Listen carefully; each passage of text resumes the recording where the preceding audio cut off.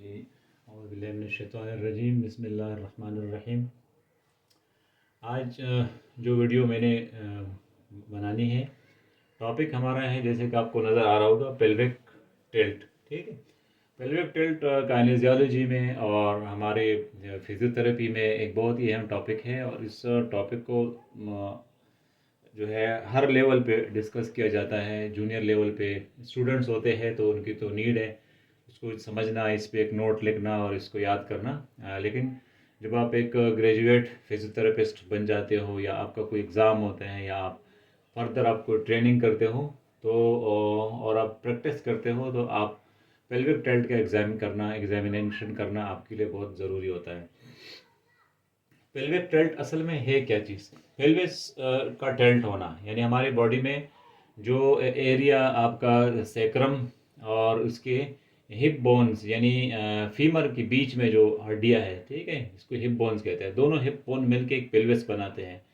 अब इस पेल्विस के मुख्तलिफ ओरिएंटेशन होती है साइड्स पे, इसको कहते हैं पेल्विक टिल्ट। ठीक है, डिफिनीशन इसका मैंने लिखा है, the orientation of the pelvis whether is in respect to the thigh bone and the rest of the body is called pelvic tilt.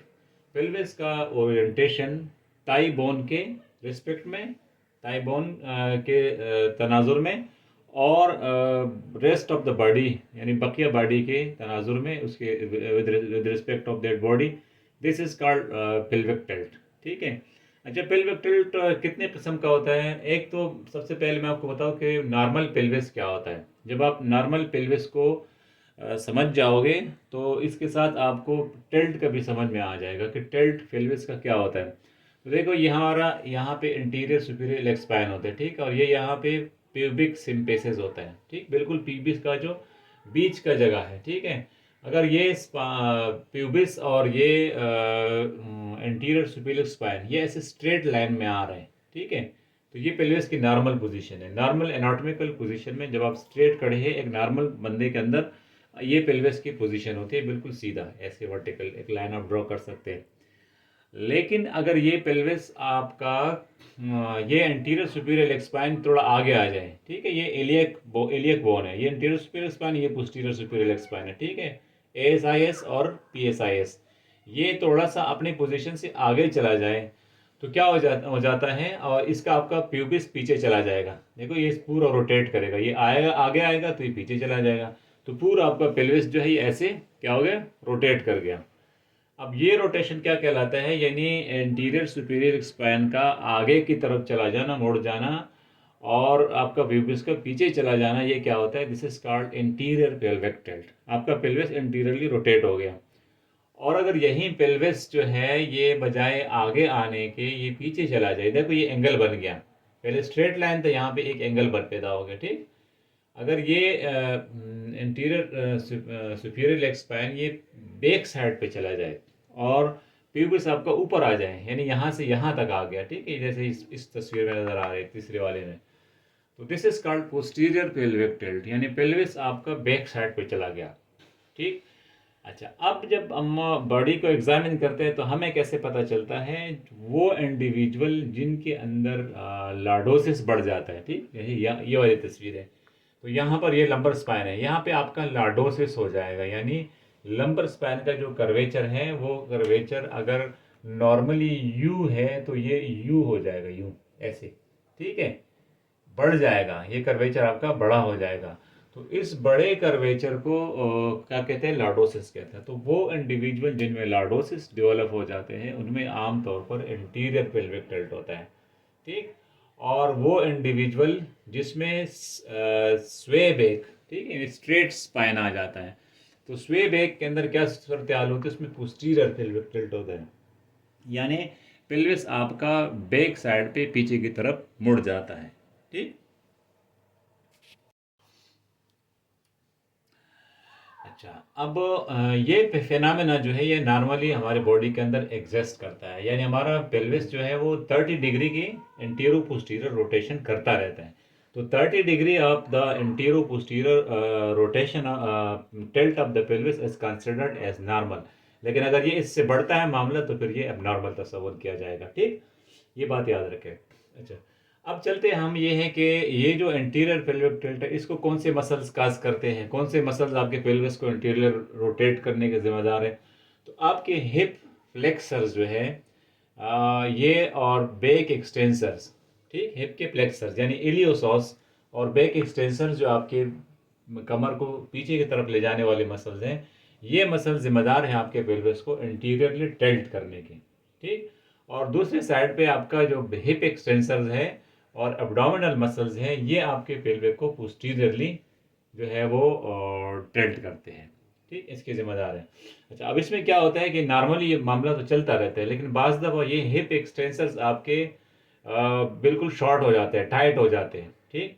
तो जब आपके हिप एक्सटेंसर्स टाइट हो जाते हैं तो इसके अपोजिट साइड के जो मसल्स आ रहे हैं जिसको लोअर क्रॉस सिंड्रोम कहते हैं, या मैंने मार्क किया हुआ है, एब्डोमिनल्स आपकी वीक हो जाता है। तो जब आपके एब्डोमिनल्स वीक हो जाएंगे तो आपके ये मसल्स जो है वो टाइट हो जाएंगे, और आपके एक्सटेंसर्स अगर बैक के वीक हो जाते हैं तो आपके हिप के फ्लेक्सर्स जो है वो टाइट हो जाएंगे, ठीक। ये फिर लोअर क्लास क्रॉस एक सिंड्रोम बन जाता है, ये एक अलग टॉपिक है। लेकिन ये है कि ये मुस्तकिल तौर पे अगर इन मसल्स के अंदर चेंजेस आ जाते हैं तो फिर आपका पेल्विस इस तरह रहता है और आपका पोस्चर चेंज हो जाता है। तो ये आपको समझना है कि अगर आपका पेल्विस जो है वो पोस्टीरियरली टिल्ट कर गया तो आपके हिप एक्सटेंसर्स जो है वो टाइट हो गई, ये आप असेस करें, ठीक है। हिप एक्सटेंसर्स की रेंज आपकी कम होगी, और टाइट हिप एक्सटेंसर्स को कैसे पहचानोगे, हिप की फ्लेक्शन पूरी नहीं हो रही होगी, और दूसरी तरफ अगर आपकी हिप की फ्लेक्सर्स टाइट है, एलियोसर्स टाइट है, तो आप जब थॉमस टेस्ट करते हो क्या करते हो, उसमें आप ये अपने एक्सटेंशन में लेके जाते हो, तो एक्सटेंशन में आपका पाव जाएगा नहीं क्योंकि एलियोसास आपका टाइट पड़ा हुआ है। तो ये यहाँ पर ये मसल्स के टाइटनेस और जो वीकनेस का मैकेनिज्म है, ये आपको इस फिनोमेना के साथ समझना ज़रूरी होता है। ये बहुत बड़ा टॉपिक है, इतना आसान नहीं है, लेकिन शॉर्टकट में जो नए ग्रेजुएट्स हैं या जो हमारे स्टूडेंट्स होते हैं उनके लिए मैं बता देता हूँ, इन मसल्स को याद रखें। अच्छा, ये पेल्विक्स लेटरली भी टिल्ट करता है, जैसे मैंने यहाँ पे दिया हुआ है, ठीक है, लेटरल टिल्ट करता है। अच्छा, लेटरल टिल्ट पेल्विस का क्या होता है कि पेल्विस जो है यूं ऐसे ऐसे भी टिल्ट करता है, ठीक है। ये तो एंटीरियर जो ऐसे टिल्ट करता है, ये ऐसे लेटरल टिल्ट करता है। तो कहते हैं कि 15 डिग्री, यहाँ पर 30 डिग्री थे, यहाँ पर 15 डिग्री का जो है वो टिल्ट जो है वो नॉर्मल तस्वर किया जाएगा। यहाँ 30 डिग्री है, यहाँ पे 15 डिग्री टिल्ट नॉर्मल तस्वर किया जाता है। अगर इससे ज़्यादा टिल्ट हो रहा है तो फिर आपके मसल्स में कोई मसला है। अच्छा, लेटरल शिफ्ट कौन से मसल्स करते हैं, लेटरल शिफ्ट आपका करते हैं एब्डक्टर्स और हिप के एडक्टर्स, ठीक।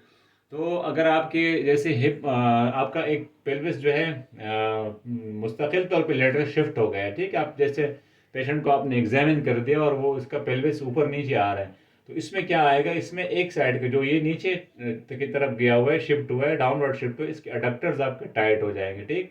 और इस साइड के एबडक्टर्स आपके जो है सेम साइड के आपके एबडक्टर्स वीक हो जाएंगे। तो ये बात आपको समझना जरूरी है। तो this is the work of lateral shift, is the duty of the abductors and adductor muscles of the thigh।